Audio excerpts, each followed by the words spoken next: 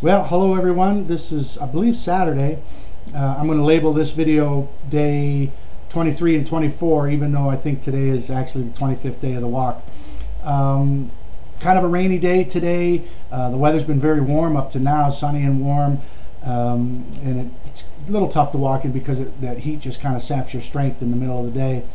But have made it to Greenville, Tennessee, and I believe that Johnson City is about 28 miles away, so that's going to be a 2-day walk, and then from there up to Bristol, and then at Bristol, which will be right on the Virginia border, I'm going to remap myself and work my way up to Roanoke, and once I hit Roanoke I should be just about 2/3 of the way there, and then the last leg of the journey will be right up into Washington, D.C.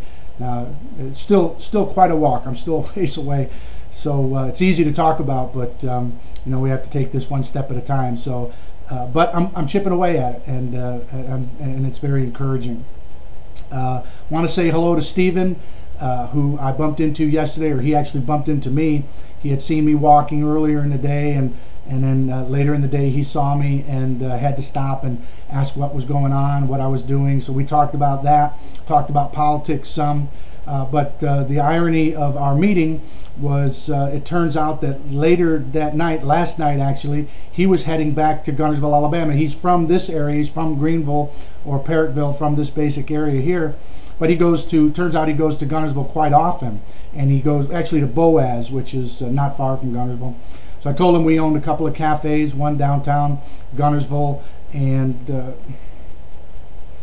also one on the Sneed State campus, which is actually in Boaz. So Stephen, as I promised, hit one of those stores, either talk to my son Dustin or my wife Lynn, and that latte that you order is on me. I just appreciate everything you do. The other thing that was very ironic about our meeting is that last night I spent the night in a beautiful grassy little meadow off of where they're building a new section of 231, and as it turns out, that's the land that Stephen and his family owns. So I spent the night on his property, beautiful area, just a gorgeous area, and so I thank you for that. And you know, totally unbeknownst to him or me before our meeting, and the fact he's heading to Guntersville, Alabama. So it's a small world, and ironic things do happen. Kind of cold and rainy today. I'm kind of hoping that I can hold off here long enough for this front to move through. It's quite a bit of rain that we're getting right now, so we're going to just hold off and see what happens. Little bit about the news. I was able to catch the news today or last night because I was here, and just gets more and more disturbing, doesn't it? I mean, cap and trade is back on the table. There's so many things that are happening, but I think the thing that's most disturbing is still the attitude and arrogance of this administration and what they're actually doing. When you listen to the words that they're using, you understand that they are not only trying to divide, but I believe they're trying to incite the American people for a reason, and we need to be very careful about this. Yesterday I saw the clip where the president actually was amused. He was laughing at the Tea Party movement and ridiculing and condescending. That arrogance is just infuriating to me. And you know, now we're getting Bill Clinton coming out, and all of a sudden, out of the blue, we're talking about the Kansas City bombing. And what is all this? I mean, where is all this coming from? The Tea Party movement has done no violence whatsoever, and there's no proof of anything or most of what they're claiming is happening. So the only thing that makes sense is that these people are actually trying to goat America into something. There's a deeper problem that we have here in America. There's a deeper issue, and it comes out fully in the arrogance of the administration, and especially Obama himself. He's not afraid of any of this. And these marches and things, are, you know, they're just laughing them off. And I fear for where this is headed. We certainly don't want to have armed violence in this country, and none of us should be promoting that. And but we do need to stop this, and that's why I believe the soft revolution is the way to go. The strike is the way to go. It's the right thing to do. As I said, it fits perfectly into the model of what the SEIU would stand for. If the SEIU were in control of the American people, they would be calling for a strike. And that's exactly what we're doing. That's what Team America is doing. We're calling for a strike. Nonviolent, but still, you're not going to be able to ignore it, and we're going to be able to cut the flow of capital, the lifeblood, the money off of this administration.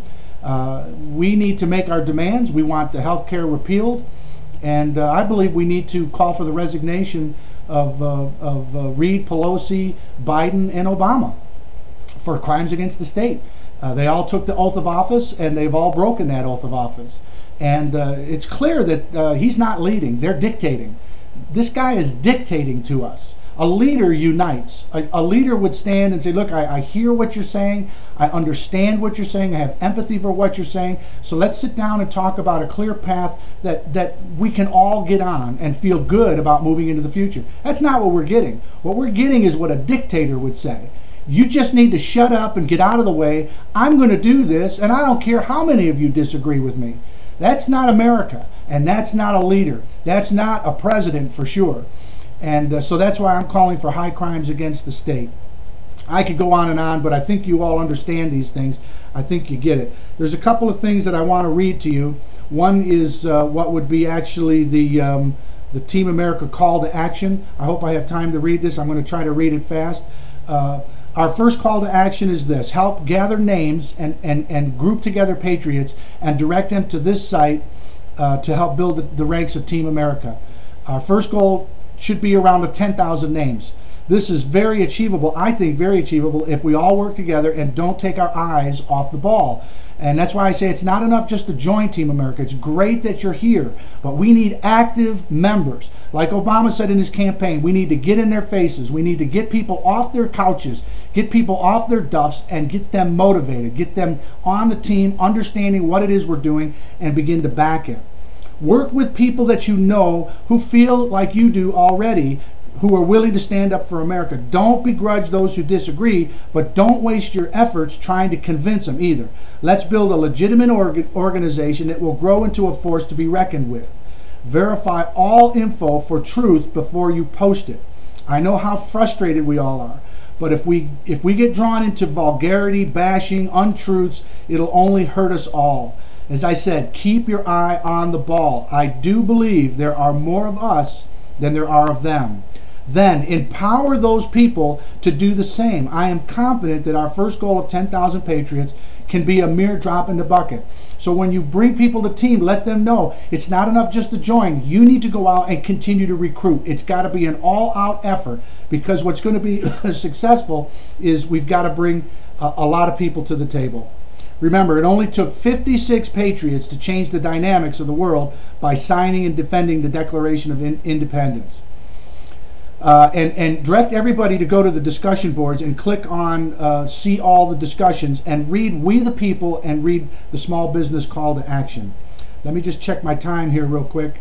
Okay, we got a little bit more time, and what I want to try to read to you here quickly is our Patriots Creed. Now this is all of these words are taken from our forefathers. Number one, we believe God grants liberty only to those who love it and are ready to guard and defend it.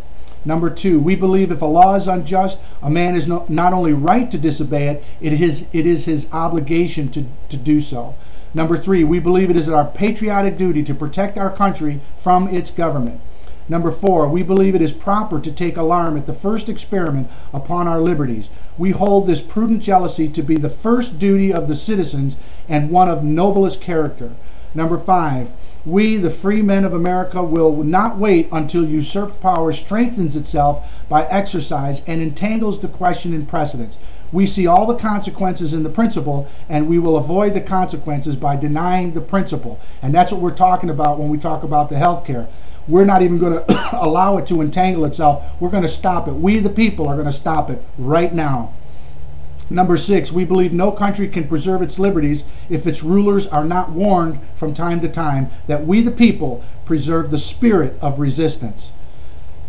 We believe, number seven, we believe the tree of liberty must be refreshed from time to time. Number eight, we believe the liberties of our country, the freedom of our civil constitution, are worth defending at all hazards. Number 9, we believe the ultimate authority resides in the people alone. And number 10, we will take time to deliberate, but when time for action arrives, we will stop thinking and go in. And that's what Team America is all about. It's time to stop thinking and go in. God bless you, and God bless America.